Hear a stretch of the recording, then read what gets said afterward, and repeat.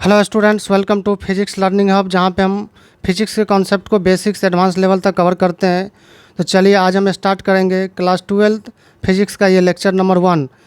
इसमें सबसे पहले समझेंगे हम लोग कि ये इलेक्ट्रोस्टैटिक्स जो चैप्टर है इसका कितना वेटेज है जेईई मेंस में, नीट में कितना वेटेज है, वेट में कितना वेटेज है। तो किसी भी चैप्टर को पढ़ने के लिए उसके बारे में आइडिया रखना ज़रूरी है कि कितना वेटेज है, क्या है, कि आगे वाले आने वाले चैप्टर में क्या यूज है। अगर ये आपको पता होगा तो उतना ही इंटरेस्ट आएगा, ठीक है। बाकी तो हम लोग सारे कॉन्सेप्ट को कवर करेंगे ही करेंगे।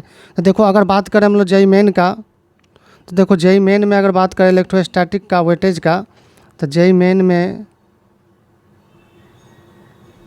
ठीक है, तो जेईई मेन में अगर बात करें तो 2 से 3 क्वेश्चंस, 2 to 3 क्वेश्चन जो है जेईई मेन में आता है। 2 to 3 क्वेश्चन अप्रॉक्स मान के चलो कि 12 मार्क्स तक क्या है, 8 से 12 मार्क्स तक इलेक्ट्रोस्टैटिक का रहेगा। लेकिन इसको क्या है कि अदर चैप्टर के साथ कंबाइन करके भी पूछा जाता है। जैसे आने वाले चैप्टर जो करंट इलेक्ट्रिसिटी है, मैग्नेटिज्म है, यानी पार्ट 1 वाला जो बुक है उसमें जितने चैप्टर्स है उसमें इसका वेटेज है, ठीक है। उसमें क्या करते हैं, इसमें मिक्सिंग होता है, ठीक है। तो इस चैप्टर को समझना बहुत ज़रूरी है। साथ ही साथ नीट की अगर बात करें तो देखो नीट में 3 से 4 क्वेश्चन रहता है। अगर हम लोग नीट की बात करें तो नीट में 3 to 4 क्वेश्चंस रहते हैं, ठीक है। बोर्ड में तो आता ही है, बोर्ड के लिए तो बहुत इंपॉर्टेंट है ये। तो चलिए हम लोग समझते हैं आज इस चैप्टर में सबसे पहले कि इलेक्ट्रोस्टैटिक होता क्या है। क्योंकि कोई चैप्टर पढ़ने से पहले हमको ये पता होना चाहिए कि आखिर वो चैप्टर क्यों आया, क्यों पढ़ते हैं, ठीक है। एकदम बिल्कुल बेसिक से सभी पॉइंट को हम कवर करेंगे, इसलिए आप कंप्लीट वीडियो देखिए। आगे आने वाले वीडियो जो है उसको लिए आप, ठीक है, उसके भी आप देख सकते हैं। तो चलो, इलेक्ट्रोस्टैटिक क्या होता है देखो ये। तो इलेक्ट्रोस्टैटिक जो है,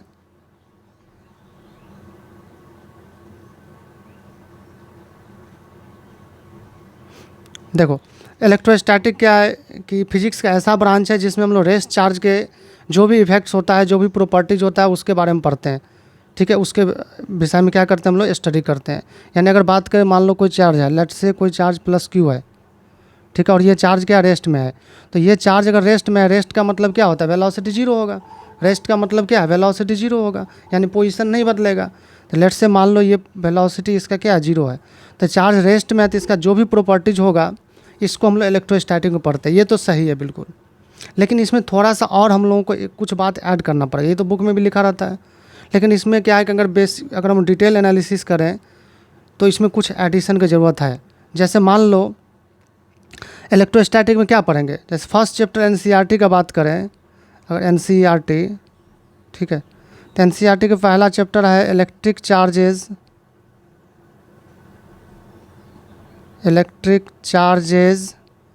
एंड फील्ड्स, ठीक है बच्चों। और दूसरा चैप्टर पढ़ने वाले हम लोग electric potential and capacitance, electric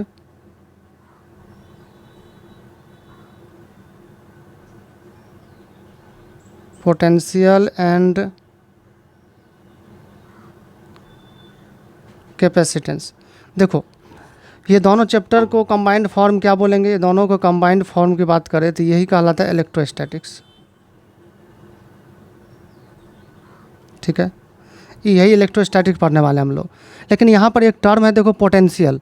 और पोटेंशियल के लिए क्या ज़रूरी है, तो आप पढ़े होंगे क्लास 10th में। देखो जैसे मान लो ये इन्फिनिटी है, ठीक है,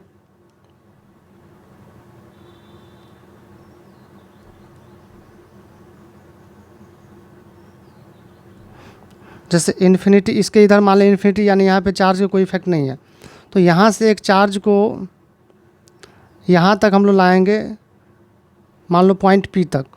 तो चार्ज को, एक चार्ज प्लस क्यू को हम लोग क्या कि इन्फिनिटी से पॉइंट पी तक लाए हैं। तो इन्फिनिटी से जब पॉइंट पी तक लाएंगे तो कि बताओ, अपने आप तो आएगा नहीं चार्ज, कुछ वर्क डन करना पड़ेगा। तो लेट से मान लो यहाँ पे क्यू चार्ज को लाने में, यानी work required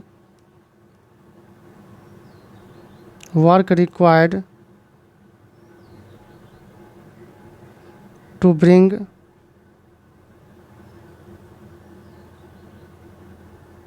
charge Q is, let's example ले लेते हैं 50 जूल, ठीक है।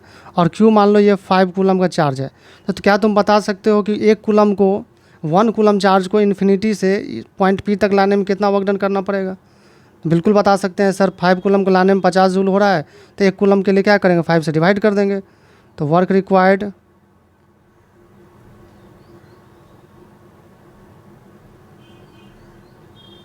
To bring 50 coulomb 50 joule, sorry एक second, work required to bring 5 coulomb charge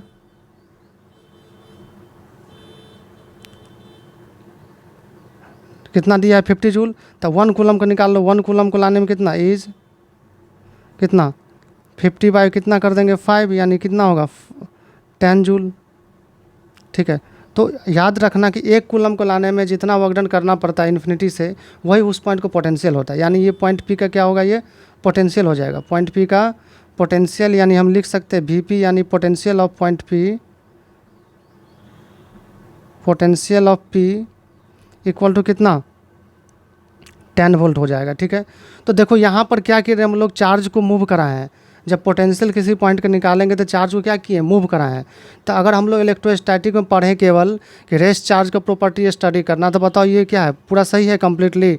अब खुद सोच के बताओ कि ये कम्प्लीटली सही नहीं है, क्योंकि यहाँ पर क्या चार्ज को मूव कराए हैं, जबकि इलेक्ट्रोस्टैटिक क्या कहता है कि चार्ज रेस्ट में होगा। तो इसका मतलब इलेक्ट्रोस्टैटिक का जो डेफिनीशन है कि रेस्ट चार्ज का प्रॉपर्टी स्टडी करना, इसमें थोड़ा सा मॉडिफाई करने की ज़रूरत है।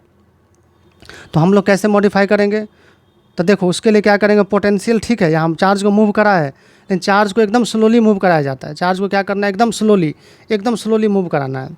अब स्लोली मूव कराने का मतलब क्या है कि देखो, अगर मान लो इस ब्लॉक है, लेट से मान लो ये ब्लॉक है, ठीक है, और ये ब्लॉक को क्या करना है, स्लोली मूव कराना है।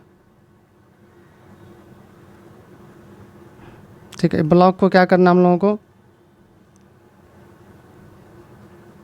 इस ब्लॉक को स्लोली मूव कराना है।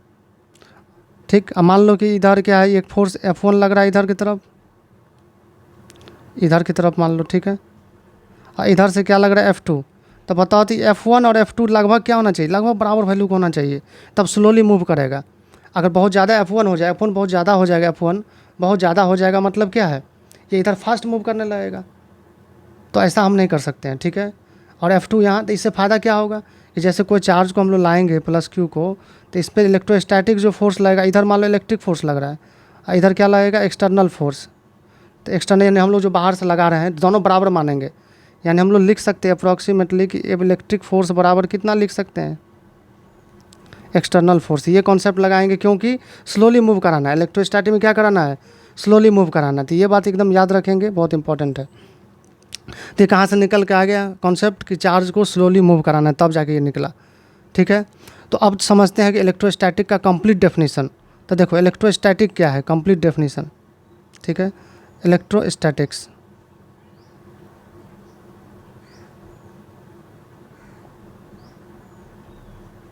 ठीक है, तो इलेक्ट्रोस्टैटिक क्या है, देखो कि इलेक्ट्रोस्टैटिक क्या branch of physics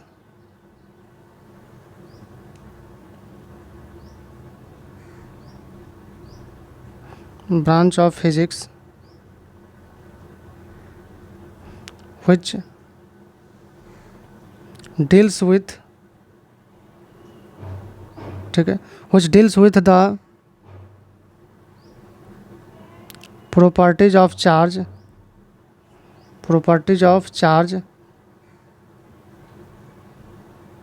at rest। देखो हाँ, 99% केस में मान लो अधिकतम केस में क्या होगा, रेस्ट में ही रहेगा, लेकिन स्लोली मूव कर सकता है। Properties of charge at rest और स्लो मूविंग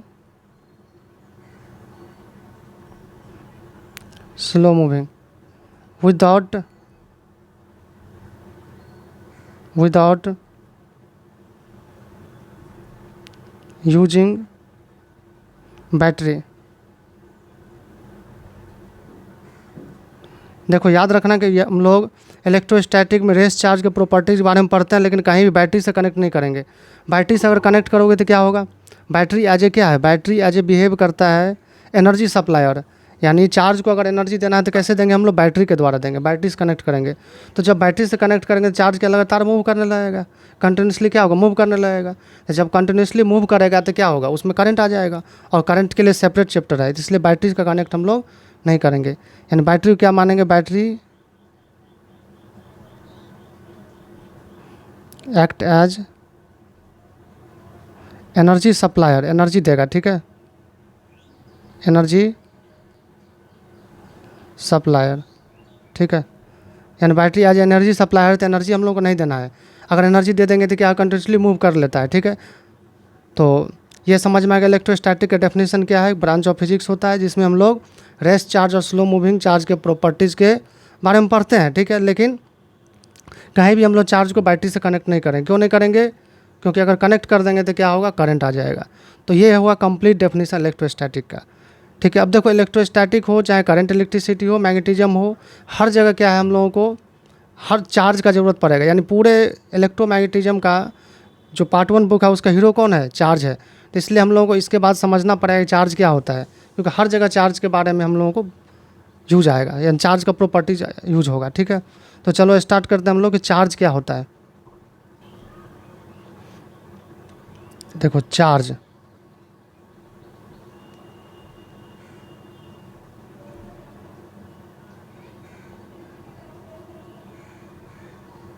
ठीक है। तो चार्ज क्या है, देखो तो किसी भी सब्सटेंस का ये जो है इंट्रिंसिक प्रॉपर्टी होता है। इंट्रिंसिक प्रॉपर्टी क्या है, तो ऐसा प्रॉपर्टी जो क्या पहले से उसके अंदर हो, यानी ये हटाया नहीं जा सकता है। जैसे कोई भी चीज़ पहले से चलते आ रहा है उसके अंदर हमेशा होगा, तो ऐसे चीज़ को क्या बोलते हैं हम लोग, इंट्रिंसिक बोलते हैं फिजिक्स की भाषा में। तो क्या है charge, it is intrinsic property, it is intrinsic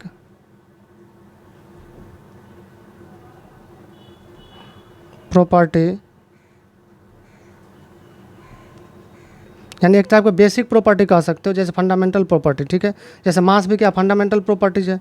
it is basic या it is intrinsic property of a substance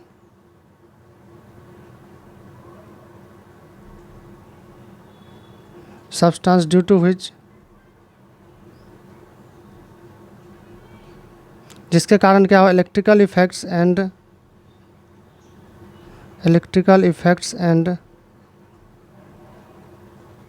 magnetic effects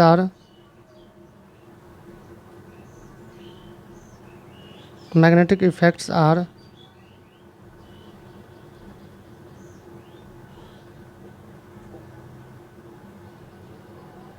produced. यानी क्या है, चार्ज क्या है, एक बेस इंट्रिंसिक प्रॉपर्टी है किसी भी सब्सटेंस का, जिसके कारण क्या होता है, इलेक्ट्रिकल इफेक्ट और मैग्नेटिक इफेक्ट प्रोड्यूस होगा, ठीक है। अगर चार्ज नहीं होता तो कोई भी इलेक्ट्रिक इफेक्ट और मैग्नेटिक इफेक्ट नहीं होगा। अलग अलग सिचुएशन में अलग अलग इफेक्ट होता है। जैसे मान लो अगर चार्ज रेस्ट में है, यानी इफेक्ट्स ऑफ चार्ज की बात करें, अगर हम लोग इफेक्ट्स ऑफ चार्ज की बात करें, effects of charge in different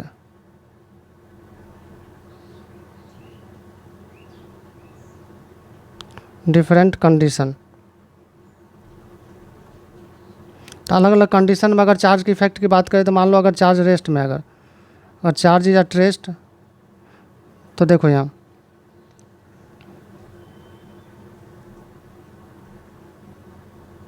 rest charge में केवल क्या होता है, इलेक्ट्रिक इफेक्ट होता है। क्या होता है आपका, यानी इलेक्ट्रिक फील्ड प्रोड्यूस होगा, इलेक्ट्रिक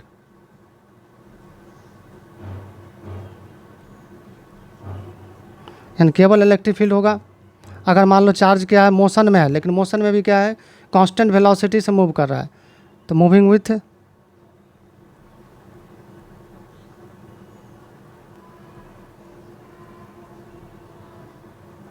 कांस्टेंट वेलोसिटी। तो अगर कांस्टेंट वेलोसिटी से मूव करेगा तो क्या होगा, तो इलेक्ट्रिक फील्ड भी होगा, यानी चार्ज इलेक्ट्रिक फोर्स भी एक्सपीरियंस करेगा, और साथ ही साथ क्या होगा, मैग्नेटिक फील्ड भी एक्सपीरियंस करेगा, ठीक है। यानी दोनों फील्ड एक्सपीरियंस ये प्रोड्यूस करेगा, तो दोनों फोर्स एक्सपीरियंस करेगा। कब, जब चार्ज कांस्टेंट वेलोसिटी से मूव करेगा। अगर चार्ज एक्सेलरेशन के साथ मूव करेगा तो क्या होगा, मूविंग विथ एक्सेलरेशन, ठीक है। तो अगर एक्सेलरेशन से मूव करेगा तो क्या होगा, तो इलेक्ट्रिक फील्ड भी होगा, इलेक्ट्रिक फील्ड भी प्रोड्यूस होगा, साथ ही साथ मैग्नेटिक फील्ड भी होगा, यही प्रोड्यूस होगा, यही प्रोड्यूस होगा, और E M wave, E M wave, ठीक है, ये भी प्रोड्यूस होगा। तो याद रखेंगे आप लोग, रेस्ट चार्ज में केवल इलेक्ट्रिक फील्ड, कांस्टेंट वेलोसिटी में इलेक्ट्रिक फील्ड मैग्नेटिक फील्ड दोनों होगा। अगर एक्सलेशन साथ मूव करेगा तो इलेक्ट्रिक फील्ड मैग्नेटिक फील्ड और साथ ही साथ ई एम वेव। ये चार्ज के क्या है इफेक्ट है अलग अलग कंडीशन में। तो चलो अब हम लोग देखते हैं कि चार्ज जो है, और चार्ज की बात करें तो इसका कुछ ऐसा यूनिट देख लेते हैं। तो ऐसा यूनिट ऑफ चार्ज जो होगा, ऐसा यूनिट ऑफ चार्ज जो होगा, ये क्या होता है, ये कूलम होता है। इसको सी से डिनोट करेंगे हम लोग। और अगर मान लो सी जी एस यूनिट की बात करें, या वो सी जी एस यूनिट को इलेक्ट्रोस्टैटिक यूनिट भी बोलते हैं, सी जी एस यूनिट या इलेक्ट्रोस्टैटिक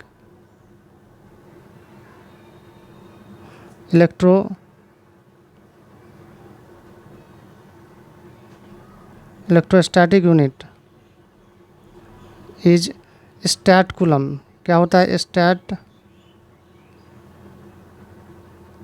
कूलम।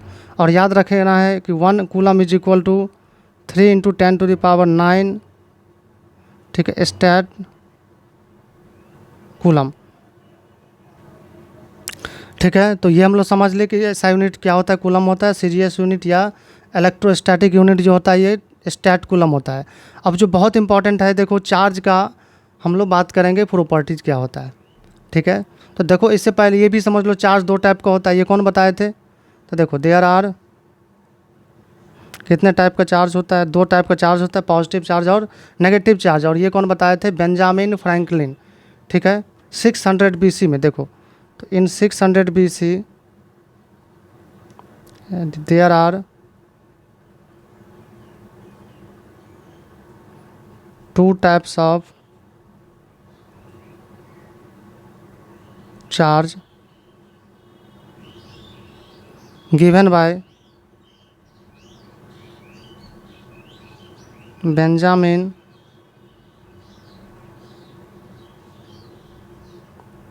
Franklin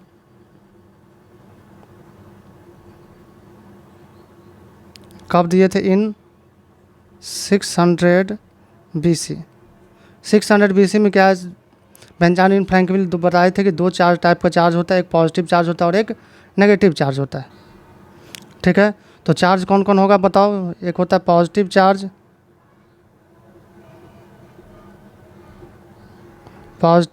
और दूसरा होगा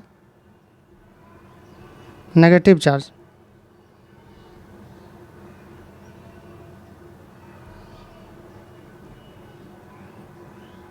ठीक है, पॉजिटिव चार्ज और नेगेटिव चार्ज। अब देखो बहुत इंपॉर्टेंट है कि चार्ज जो है इसका खुद का प्रॉपर्टी क्या है, चार्ज जो है इसका प्रॉपर्टी क्या है। और इससे एग्जाम्स में जो बोर्ड में है, वो बोर्ड के एग्ज़ाम में क्वेश्चन देखने को मिलता है, ठीक है। तो अगला हम लोग बात करेंगे प्रॉपर्टीज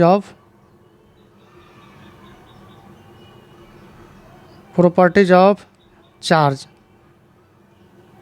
ठीक है। तो प्रॉपर्टीज ऑफ चार्ज, तो पहला प्रॉपर्टी समझो, ऐसे तो एनसीईआरटी में थोड़ा कम प्रॉपर्टी दी है, 2-3 प्रॉपर्टी है। हम लोग 6-7 प्रॉपर्टी यहाँ पे कवर करेंगे, ठीक है। तो 6-7 प्रॉपर्टी, सभी प्रॉपर्टी याद रखना है आपको, क्योंकि सब यूज़फुल है, कहीं ना कहीं यूज़ होता है, ठीक है। तो पहला प्रॉपर्टी हम ये बात जानेंगे कि अगर आइसोलेटेड बॉडी है तो उसका चार्ज हमेशा कंजर्व रहता है। जैसे आइसोलेटेड का मतलब क्या है, इलेक्ट्रिकली आइसोलेटेड। तो चार्ज ऑफ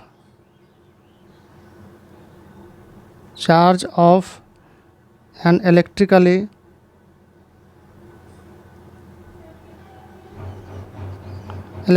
आइसोलेटेड बॉडी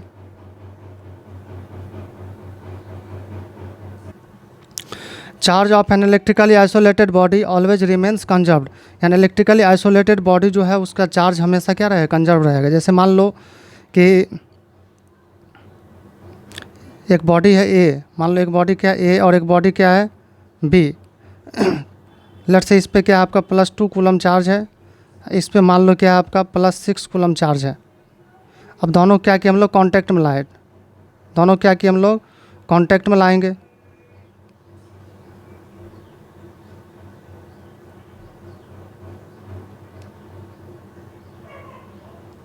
जैसे मान लो दोनों कांटेक्ट में अगर लाएंगे तो देखो क्या होगा, तो हर हाल में क्या होगा, जैसे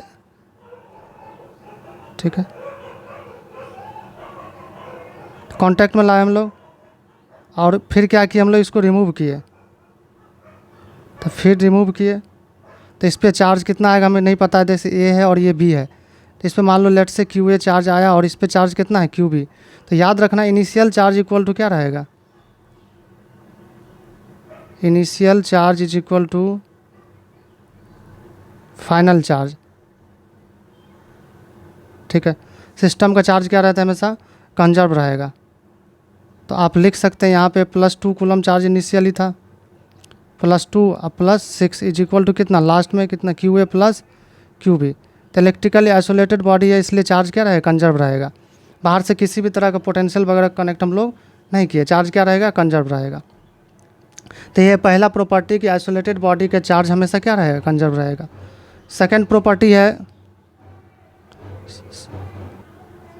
नेक्स्ट प्रॉपर्टी है net charge of universe, net charge of universe, universe is always conserved and equal to 0। यानी यूनिवर्स का जो नेट चार्ज होगा हमेशा क्या होगा, ये कंजर्व रहेगा और ये 0 होगा। अगर मान लो कुछ इलेक्ट्रॉन मान लो एक बॉडी से दूसरे बॉडी में दे दिए, तो एक बॉडी से दूसरे बॉडी में दे भी देंगे इलेक्ट्रॉन, तो क्या होगा, क्या चार्ज यूनिवर्स से बाहर चला जाएगा, नहीं जाएगा। तो इस यूनिवर्स में जितना इलेक्ट्रॉन्स है उतना ही प्रोटॉन्स हमेशा है और हमेशा रहेगा। तो इसलिए नेट चार्ज क्या होगा, हमेशा 0 होगा। क्यों, नेट चार्ज का मतलब होता है इलेक्ट्रॉन के ऊपर चार्ज प्लस प्रोटॉन के ऊपर चार्ज, दोनों को ऐड करना है। और तुमको पता है कि इलेक्ट्रॉन के ऊपर जितना नेगेटिव होता है प्रोटॉन के ऊपर उतना ही पॉजिटिव होता है, तो इस तरह से 0 हो जाएगा। थर्ड प्रॉपर्टी है कि ये कि हम लोग जैसे मास के बारे में बात करें तो मास जो है वेलोसिटी पर डिपेंड करता है। जैसे मान लो हम लोगों का मास मान लो 60 kg है, ठीक है, जब रुके हुए हैं तब मेजरमेंट किए। लेकिन अगर एक ऐसे स्पेसशिप में बैठ जाए जो बहुत ज़्यादा स्पीड है, लगभग लाइट के स्पीड से है, मान लो एक स्पेसशिप है, ठीक है, और इसमें एक आदमी है, ठीक है, और ये बहुत ज़्यादा लगभग भी जो है लगभग सी के बराबर है, ठीक। और एक आदमी यहाँ ग्राउंड पे था, वही आदमी ग्राउंड पे था, मान लो ये 60 kg का था, तब स्पेसशिप में जो मेजरमेंट होगा इसका मास, तो मास इन स्पेसशिप, मास इन स्पेसशिप स्लाइटली बड़ा होगा किसके, m से, यानी 60 kg से क्या होगा, थोड़ा सा बड़ा होगा। मास बढ़ने से, वेलोसिटी बढ़ने से मास बढ़ता है। प्रैक्टिकली ये ऑब्जर्व नहीं कर पाते क्योंकि प्रैक्टिकली जो है स्पीड बहुत कम होता है। तो यहाँ से क्या पता चला हम लोगों को, मास वेलोसिटी डिपेंड करता है, जबकि चार्ज वेलोसिटी डिपेंड नहीं करता। चार्ज को रखा हुआ रहे तो मेजरमेंट करो, चाहे किसी भी वेलोसिटी से मूव करे तो मेजर करो, वैल्यू सेम होगा, ठीक है। तो mass depends on velocity but charge of a substance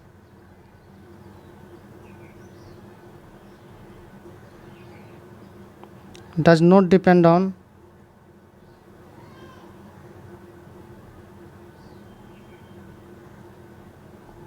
velocity। जबकि चार्ज डिपेंड नहीं करता। अगर फार्मूला की बात करें, देखो अगर m इक्वल टू बात करें मास का, तो देखो ऐसे होता है formula, m equal to m0/√(1 - v²/c²। Relativity आ जाता है यहाँ पे। तो m0 क्या है, देखो जब रुका हुआ था तब का मास है, रेस्ट मास, ठीक है, रेस्ट मास। m0 क्या है, रेस्ट मास है। m जो है कब का मास है, ये मूविंग मास है, जब मूव कर रहा है तब जो ऑब्जर्व किया गया। तो ये क्या है, मूविंग मास। और यहाँ पे v की बात करोगे तो v क्या है, वेलोसिटी है, जितना से मूव कर रहा है। और c क्या है, देखो c जो है स्पीड ऑफ लाइट, ठीक है, स्पीड ऑफ लाइट है, इसका वैल्यू कितना होता है 3 × 10⁸ मीटर पर सेकेंड, ठीक है। तो ये हम लोग प्रॉपर्टी कुछ देखे। और प्रॉपर्टी नेक्स्ट है कि नेक्स्ट प्रॉपर्टी है फोर्थ प्रॉपर्टी, देखो चार्ज को क्या कर सकते हैं, एक बॉडी से दूसरे बॉडी में ट्रांसफ़र कर सकते हैं। चार्ज को एक बॉडी से दूसरे बॉडी में ट्रांसफ़र कर सकते हैं, लेकिन प्रैक्टिकली ये कैसे कर सकते हैं, प्रैक्टिकली ये ट्रांसफ़र ऑफ इलेक्ट्रॉन के द्वारा ही कर सकते हैं। हम लोग प्रोटॉन को ट्रांसफ़र नहीं करते हैं। जैसे मान लो अगर एटम का स्ट्रक्चर देखें तो ये क्या है,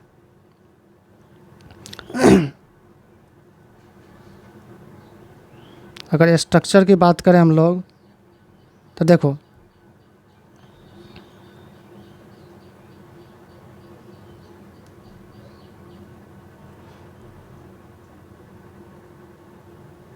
जैसे यहाँ पे क्या है कि ये न्यूक्लियस है, ठीक है।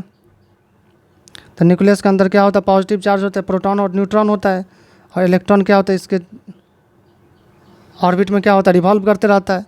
तो यहाँ पर प्रोटॉन जो होता है इसके न्यूक्लियस में होता है। प्रोटॉन जो है न्यूक्लियस अंदर होगा, न्यूक्लियस के अंदर जो फोर्स लगता है न्यूक्लियर फोर्स होता है, बहुत स्ट्रॉन्गेस्ट फोर्स है। तो बताओ मान लो कोई चीज़ रस्सी से बंधा हुआ है, उसको बाहर लेकर आना है, खींचना है, बाहर लेके जाना है, जब तक टूटेगा नहीं तब तक रस्सी क्या होगा, तब तक लेकर नहीं जा सकते हैं। तो इसी तरह से प्रोटॉन जो है ये न्यूक्लियर फोर्स से बंधा हुआ है, तो प्रोटॉन को बाहर निकालना बहुत मुश्किल है, हम नहीं निकाल सकते प्रोटॉन को, ठीक है। तो ये तो देखो हर हाल में चार्ज करना है तो इलेक्ट्रॉन को या तो हटाना पड़ेगा या प्रोटॉन को हटाना पड़ेगा, ठीक है। तो प्रोटॉन हटा ही नहीं सकते हम लोग, तो ऑप्शन क्या बचा, इलेक्ट्रॉन ही हटा सकते हैं। इलेक्ट्रॉन क्या है, थोड़ा सा एनर्जी दोगे तो निकल जाएगा, और उससे थोड़ा सा एनर्जी हम लोग थोड़ा सा एनर्जी दे देंगे तो क्या होगा, ये निकल जाएगा। और जितना एनर्जी देते हैं उसको क्या आयोनाइजेशन एनर्जी बोलते हैं, पढ़े हैं केमिस्ट्री में आप लोग। तो इस तरह से हम लोग जानते हैं कि इलेक्ट्रॉन को ही ट्रांसफ़र कर सकते हैं। तो charge can be transferred and practically it can be done by transfer of electron only, ठीक है। Charge can be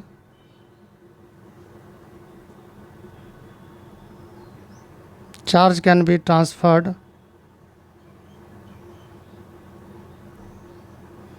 and practically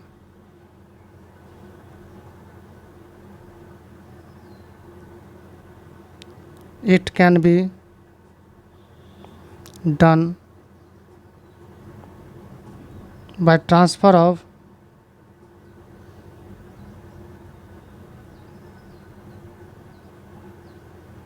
electron only, यानी इलेक्ट्रॉन के ट्रांसफ़र के द्वारा भी हम लोग कर सकते हैं, ठीक है।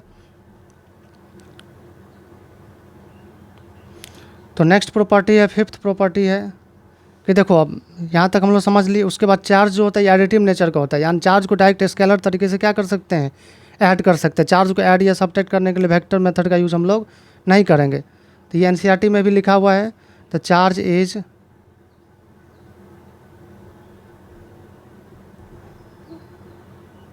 Additive in nature. चार्ज जो होता है नेचर में एडिटिव होता है, यानी क्या, चार्ज को डायरेक्टली ऐड कर सकते हैं। जैसे मान लो एक बॉडी है, इस बॉडी में क्या किया हम लोग, +5 कूलम चार्ज दिए, और फिर इधर से कितना दिए, +2 कूलम चार्ज। तो कोई कहता है व्हाट इज टोटल चार्ज, तो टोटल चार्ज जो आएगा, तो टोटल चार्ज जो होगा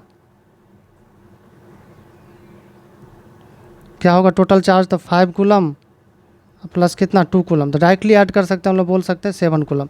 ऐसा क्यों कर पा रहे हैं, क्योंकि एडिटिव नेचर होता है, ठीक है। सिक्स्थ प्रॉपर्टी जो है वेरी इंपॉर्टेंट है, इसको हम लोग स्पेशली भी लेंगे अगला लेक्चर में, लेकिन इसको बस यहाँ पे बताते हैं कि charge can be quantized. Charge can be quantized.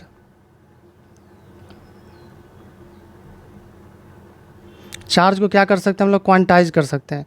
यानी किसी बॉडी पे जो है कितना भी अमाउंट होगा चार्ज का, हमेशा एक इलेक्ट्रॉन का charge into number of electron होगा, यानी 5 इलेक्ट्रॉन, 10 इलेक्ट्रॉन, 20 इलेक्ट्रॉन, इस तरह से होगा, ठीक है।